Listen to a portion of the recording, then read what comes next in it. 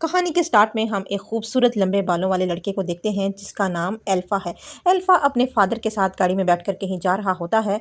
Alpha अपने father से बहुत ज़्यादा प्यार करता है क्योंकि उसके फादर इस दुनिया में उसके लिए सब कुछ है। गाड़ी चलाते हुए एल्फा अपने फादर से मजाक में कहता है कि डैड, ये गाड़ी बहुत ही पुरानी हो चुकी है, आप ये गाड़ी बदल क्यों नहीं लेते।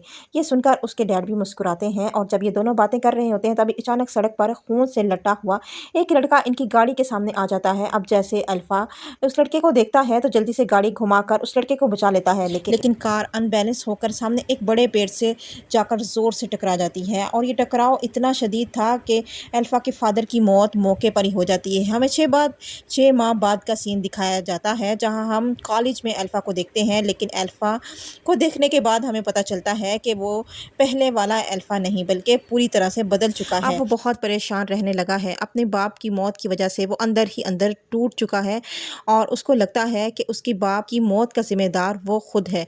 और इस डिप्रेशन को दूर करने के लिए अब अल्फ़ा कई तरह के नशे भी करने लगा है। अब यहाँ पर हम अल्फ़ा को देखते हैं परेशान खड़ा होता है कि तभी उसके पास लोला स्टोन नाम की एक लड़की आती है और अल्फ़ा से कहती है, क्या तुम मेरे साथ रात को ब्राउन नाइट पार्टी पर चलोगे। अल्फ़ा उससे कहता है कि नहीं, मैं तुम्हारे साथ ब्राउन नाइट पार्टी पर नहीं जाऊँगा, और लोला स्टोन को बड़ी मोहब्बत से समझाता है कि मेरी एक गर्लफ्रेंड है और मैं अपनी गर्लफ्रेंड के साथ ब्राउन नाइट पार्टी पर जाऊँगा। ये सुनकर लोला स्टोन को काफ़ी बुरा लगता है और ब्रेड जैसे ही कॉलेज से बाहर आता है तब इसे अपनी गर्लफ्रेंड मिलती है। तभी वो अपनी गर्लफ्रेंड को बताता है कि मुझे लोला स्टोन ने पार्टी पर जाने के लिए कहा, लेकिन मैंने उसे इनकार कर दिया।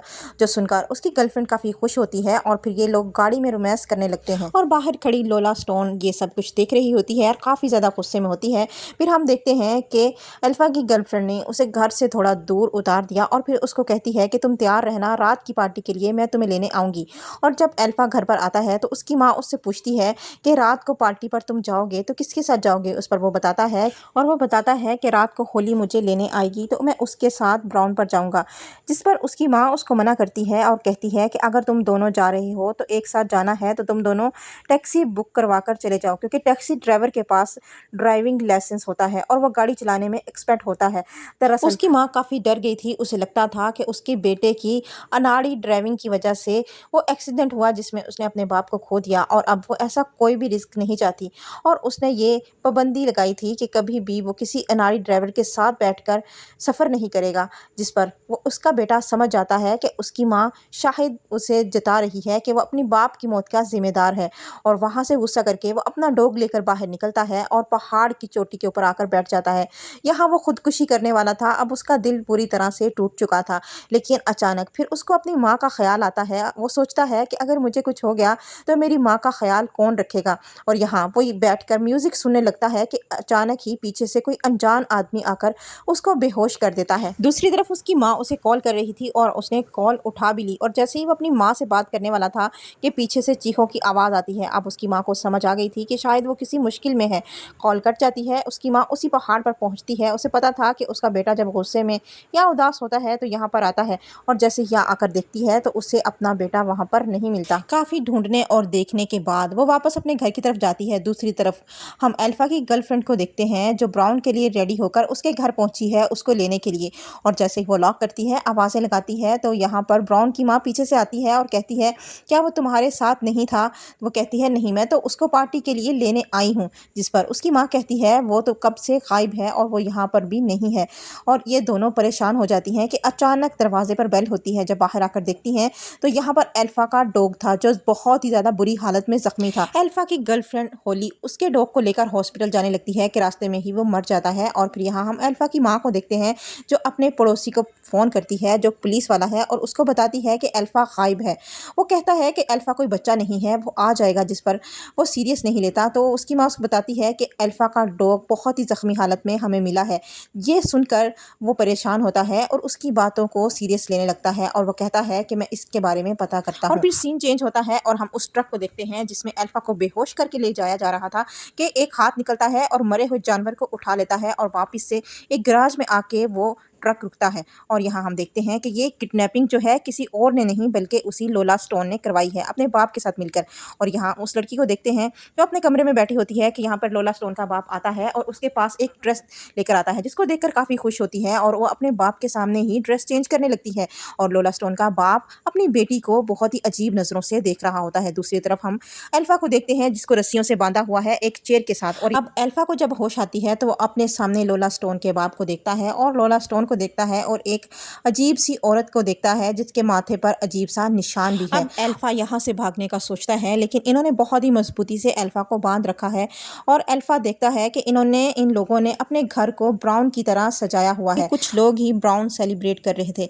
अब क्योंकि एल्फा ने लोला स्टोन के साथ ब्राउन पर जाने से इनकार किया था तो लोला स्टोन ने अपने फादर की मदद से एल्फा को किडनैप करवाया। अब यहाँ एल्फा के बार बार चिल्लाने की वजह से लोला स्टोन गुस्से में आ जाती है। ब्लीच से भरा हुआ इंजेक्शन लेकर ज़बरदस्ती एल्फा के गले में इंजेक्ट कर देती है, जिससे एल्फा के गले की वेन डिस्चार्ज हो जाती हैं और एल्फा के गले की आवाज़ चली जाती है। इसके बाद लोला स्टोन एल्फा के पास खड़ी होकर फ़ोटो बनवाती है और फ़ोटो लेने के बाद लोला का फादर उस दूसरी बूढ़ी औरत को भी एल्फा के साथ बिठा देता है। और जैसे ही लोला स्टोन का फादर इन तीनों की फ़ोटो ले रहा होता है तभी मौके का फ़ायदा उठाते हुए एल्फा जल्दी से उस बूढ़ी औरत के बालों का क्लिप निकाल लेता है। फोटोशूट होने के बाद ये लोग खाना खाने लगते हैं और यहाँ जब लोला स्टोन देखती है कि वो बूढ़ी औरत खाना नहीं खा रही तो ये देखकर लोला स्टोन को बिल्कुल भी अच्छा नहीं लगता और फिर वो लोला स्टोन ज़बरदस्ती उस बूढ़ी औरत के मुंह में खाना ठूसने लगती है। और ये सब देखकर हमें पता चलता है कि ये औरत लोला स्टोन की मदर नहीं बल्कि इन लोगों ने इस बूढ़ी औरत को भी अल्फ़ा की तरह किडनैप किया हुआ है। उसके बाद लोला स्टोन अल्फ़ा की तरफ देखती है और कहती है क्या तुम भी खाना खाओगे, और फिर एक लेग पीस उठाकर अल्फ़ा की तरफ आती है और उसके करीब आकर कहती है कि इसको खाओ। ज़बरदस्ती खिलाने की कोशिश करती है लेकिन अल्फ़ा अपना मुंह नहीं खोलता। ये देखकर लोला स्टोन के फादर को गुस्सा आ जाता है और वो एक हथौड़ा उठाकर ज़ोर से मेज़ पर मार देता है। तब अल्फ़ा को कोई और रास्ता नज़र नहीं आता और वो उसकी बात मान लेता है और खाने लगता है और जो भी वो सवाल करती है सर हिलाकर उसका जवाब देता है। अब अल्फ़ा के दिमाग में एक आइडिया आता है। वो कहता है कि उसे वॉशरूम जाना है ताकि उस बहाने से वो यहाँ से निकलने की कोई कोशिश कर सके। तो यहाँ पे लोला स्टोन दूध का गिलास उठाती है और पीकर उसको कहती है कि तुम अपना यूरिन इसमें करो। वो यहाँ यूरिन करने से इनकार करता है और यहाँ दोनों सैको बाप बेटी उसके पास आ जाते हैं और उसको कहता है कि अगर तुमने इसकी बात ना मानी तो मैं तुम्हारी प्राइवेट जगह पर कील ठोक दूंगा। और एक कील उसके हाथ में लेकर काउंटिंग शुरू करता है। यहाँ पर अल्फ़ा बुरी तरह से डर जाता है। उसको पता था कि ये साइको हैं और ये कुछ भी कर सकते हैं। तभी अल्फ़ा पूरा जोर लगाकर यूरिन करता है क्योंकि ये तो उसने बहाना किया था, उसको तो वॉशरूम आया ही नहीं था। जैसे तैसे करके वो अपनी जान बचा लेता है और मुसलसल उस क्लिप से हाथों को खोलने की कोशिश करता है जो उसने उस औरत के बालों से निकाला था। और जब वो कामयाब हो जाता है तो वो लोला स्टोन को एक ज़ोर से किक मारता है और पीछे गिरा देता है। उसका बाप उसको उठाने लगता है तो बाहर की तरफ भागता है और आकर गाड़ी के नीचे छुप जाता है। यहाँ लोला स्टोन का फादर बाहर आता है और जैसे ही गाड़ी को स्टार्ट करने लगता है तो कुचल जाने के डर से वो नीचे से निकलता है। अब लोला स्टोन के फादर की नज़र उस पर पड़ जाती है और वो गाड़ी को उसके पीछे भगाता है और वो उससे बचकर एक दरख्त के ऊपर चढ़ जाता है। यहाँ दोनों बाप बेटी बाहर आ जाते हैं और अब वो उनको पत्थर मारने लगते हैं। अब एक पत्थर उसके सर में आकर लगता है जिसके लगने से वो बेहोश होकर नीचे गिर जाता है और अब की बार वो उससे भी ज़्यादा बुरी तरह से फंस चुका था। उसको उठाकर अंदर लाते हैं और दोबारा रस्सियों से बांधते हैं, लेकिन इस बार वो और भी मजबूती से बांधते हैं और उसके पाँव में छुरी घुसा देते हैं ताकि वो यहाँ से भाग ना सके, जिससे उसको बहुत तकलीफ़ होती है और अब उसको लगता है कि अब उसका यहाँ से निकलना नामुमकिन है। दूसरी तरफ हम उसी पुलिस वाले को देखते हैं जो उस पहाड़ी पर पहुँचा है जहाँ से अल्फ़ा गायब हुआ था। वहाँ उसको उसका मोबाइल मिलता है जिसको उठाकर वो उसकी माँ को दे देता है। और दूसरी तरफ हम फिर लोला स्टोन को देखते हैं जो एक एल्बम दिखा रही है अल्फ़ा को, जिसमें बहुत सारी तस्वीरें हैं और हर तस्वीर के साथ लोला स्टोन खड़ी है। यहाँ हमें पता चलता है कि ये काम इसने पहली बार नहीं किया बल्कि ये बहुत सारे लड़कों को किडनैप करके इस तरह से मार चुकी है और दोनों बाप बेटी बचपन से ही ये काम करते आ रहे हैं। लोला स्टोन का साइको फादर उसके लिए लड़कों को किडनैप करता है और वो उन लड़कों को टॉर्चर करके मार देती है। और यहाँ पता चलता है कि अगर अल्फ़ा उसको ब्राउन पार्टी पर जाने से इनकार ना भी करता तब भी उसका ये हाल ही होता। और फिर एल्बम दिखाते हुए वो एक लड़के की तस्वीर दिखाती है और वो बताती है कि ये लड़का हमारी कैद से फरार हो गया, ये पहला लड़का है जो यहाँ से भाग गया। और वो जब देखता है तो ये वही लड़का होता है जो उसकी गाड़ी के सामने आया था, जिसकी वजह से उसके फादर की डेथ हुई। अब उसको पता चलता है कि असल जिम्मेदार ये दोनों सैको बाप बेटी हैं और इनकी वजह से ही मेरे बाप की डेथ हुई है। यहाँ अगले पेज पर अल्फा की तस्वीर लगी हुई थी जो अभी मुकम्मल नहीं थी, अभी एक पेंटिंग वाली तस्वीर लगना बाकी थी। और फिर वो उसकी तैयारी करती है और एक नुकीला कांटा उठाकर उससे पेंटिंग करने लगती है, कुछ कर कुछ बनाने लगती है। उसका बाप खुशी से तालियां बजाने लगता है और यहाँ अल्फा को बहुत तकलीफ हो रही थी। फिर हम देखते हैं कि उसने अल्फा की चेस्ट पर हार्ट का निशान बनाया और उसमें अपने नाम के वर्ड लिखे, और जिसको देखकर वो बहुत ज़्यादा खुश हो रही थी और अल्फा दर्द से चीख रहा था। और फिर उसका बाप उसके ज़ख्म के ऊपर नमक फेंकता है, जिससे वो और भी ज़्यादा तकलीफ़ में आता है और चीखने लगता है। यहाँ लोला स्टोन उठाती है नमक की पूरी बॉटल और उसके ऊपर फेंक देती है। वो दर्द से चीखें मारने लगता है, लेकिन उसकी आवाज़ तो निकल ही नहीं रही थी क्योंकि उसके गले में पहले से ही वो ब्लीच का इंजेक्शन लगा चुकी थी। उसकी इस हालत को दोनों बाप बेटी बहुत इंजॉय करते हैं।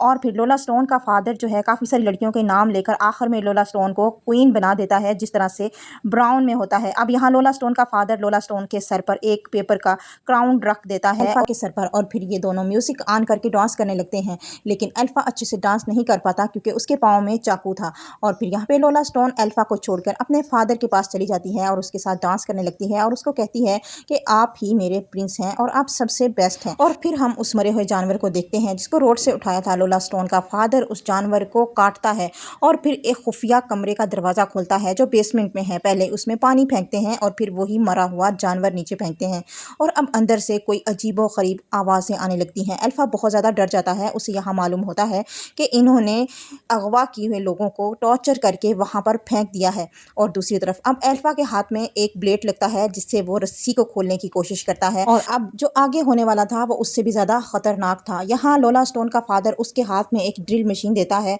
और फिर वो उसको कहता है कि चलो आज ये काम तुम करोगी, और वो अल्फा की गर्दन को कस के पकड़ लेता है और लोला स्टोन उसके माथे पर बिल्कुल वैसा ही छेद बना रही थी जैसा निशान उस औरत के सर पर था। अल्फा काफ़ी ज़्यादा चीखता है लेकिन उसकी कोई बात नहीं सुनी जाती और यहाँ उसके सर पे एक सुराख किया जाता है। और अब ये ही काफ़ी नहीं था कि उसमें उबलते हुए पानी को डालने की कोशिश करने लगते हैं, लेकिन यहाँ लोला स्टोन जो है वो बहुत ज़्यादा परेशान हो जाती है और गुस्से से बोलने लगती है कि सुराख छोटा हुआ है, पानी अंदर नहीं जा रहा। जिसके बाद उसका बाप कहता है कि इसको दोबारा से करने की ज़रूरत है, और यहाँ अल्फा तेज़ी से कोशिश कर रहा था रस्सियों को खुलवाने की, और अब उसका बाप ड्रिल मशीन लेकर उस सुराख को बड़ा करने लगता है कि अचानक अल्फा की रस्सी खुल जाती है और वो उस पर हमला कर देता है।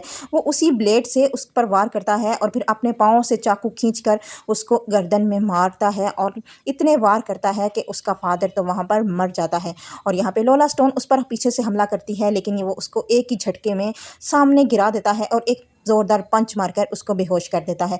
और फिर वो उसी बेसमेंट का दरवाज़ा खोल के उसके फादर को तो अंदर फेंक देता है। और यहाँ पर वो देखता है कि अंदर अजीबो-गरीब लोग हैं, बहुत ही कमज़ोर, और वो उसको नोच-नोच कर खाना शुरू हो गए हैं, जो पता नहीं कितने दिनों से भूखे थे।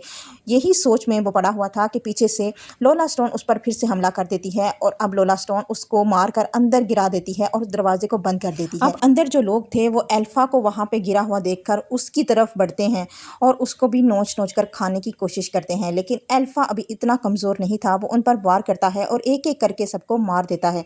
और फिर जब उसकी नज़र पड़ती है तो वहाँ पे हड्डियों का एक ढेर था, और यहाँ पर लोला स्टोन गुस्से में आकर उस बूढ़ी औरत को मार देती है। दूसरी तरफ हम देखते हैं कि अल्फा की गर्लफ्रेंड को याद आता है कि उसने लोला स्टोन को पार्टी में जाने के लिए मना किया था, और फिर उसके दिमाग में आता है कि वो उसके घर जाए और वहाँ से मालूम करे, और ये बात वो पुलिस वाले को भी बताती है कि उसने लोला स्टोन से बात की थी और उसको इनकार किया था। यहाँ पुलिस वाला लोला स्टोन के घर पहुँचता है और जब वो देखता है कि अंदर हर तरफ खून है तो वो अंदर आ जाता है। यहाँ पर अल्फा जब ऊपर किसी की आहट सुनता है तो चीखने लगता है, और वो पुलिस वाला उस बेसमेंट का दरवाज़ा खोलकर जब अंदर देखता है तो पीछे से फिर लोला स्टोन आ जाती है। इससे पहले कि पुलिस वाला कुछ समझ सकता, लोला स्टोन एक चाकू से उसके ऊपर वार करती है, बेदर्दी से उसको मार देती है और उसको भी बेसमेंट में फेंक देती है। यहाँ अल्फा के हाथ में गन लगती है और वो फायरिंग करने लगता है लोला स्टोन पर, लेकिन वो वहाँ से हट जाती है और भाग जाती है और वो कहती है कि मैं तुम्हारी माँ और तुम्हारी गर्लफ्रेंड को मारने जा रही हूँ। तुमने जो मेरे बाप को मारा है उसका बदला तो मैं लेकर ही रहूँगी। और दूसरी तरफ हम अल्फा की गर्लफ्रेंड को देखते हैं जो आ रही है लोला स्टोन के घर की तरफ, क्योंकि पुलिस वाला भी गायब था और उससे भी कांटेक्ट नहीं हो रहा था। तो वो कहती है कि मैं खुद जाऊं और इस बारे में मालूमात लूं, लेकिन ये फ़ैसला उसकी ज़िंदगी का इतना गलत फ़ैसला हो जाएगा उसको मालूम नहीं था। और दूसरी तरफ हम एल्फ़ा को देखते हैं जो यहाँ पर बैठा है और अब उसको कुछ भी समझ नहीं आ रहा कि अचानक उसके दिमाग में आइडिया आता है। वो उन मरे हुए लोगों को ऊपर-नीचे रखता है और उसकी मदद से वो बेसमेंट से बाहर निकल आता है। अब एल्फा की गर्लफ्रेंड को लोला स्टोन मिल जाती है और वो इतनी बुरी हालत में होती है कि वो उससे पूछने लगती है कि तुम्हें क्या हुआ है, कि लोला स्टोन उस पर वार कर देती है और किसी न किसी तरह एल्फा की गर्लफ्रेंड वहाँ से भागती है। और वहाँ आगे देखते हैं कि एल्फा भी उस पुलिस वाले की गाड़ी को लेकर वहाँ पर पहुँच गया है और वो ज़ोरदार टक्कर मारता है लोला स्टोन को और अपनी गर्लफ्रेंड को बचा लेता है। और जब उसकी गर्लफ्रेंड उसकी ये हालत देखती है तो अभी उससे कुछ पूछ ही पाती कि पीछे देखते हैं लोला स्टोन अभी भी जिंदा है, वो गाड़ी की टक्कर से भी बच गई है। और फिर एल्फा पीछे तेज़ी से गाड़ी को लेकर आता है और उसको कुचल देता है। और यहाँ फिर वो अपने घर वापस आते हैं और अपनी माँ से मिलता है, वो उन दोनों को गले लगाती है। तो कहानी यहाँ पर ख़त्म होती है। वीडियो अच्छी लगे तो लाइक करें और चैनल को सब्सक्राइब करें ताकि नेक्स्ट वीडियो में हम मिल सकें। अल्लाह हाफिज़।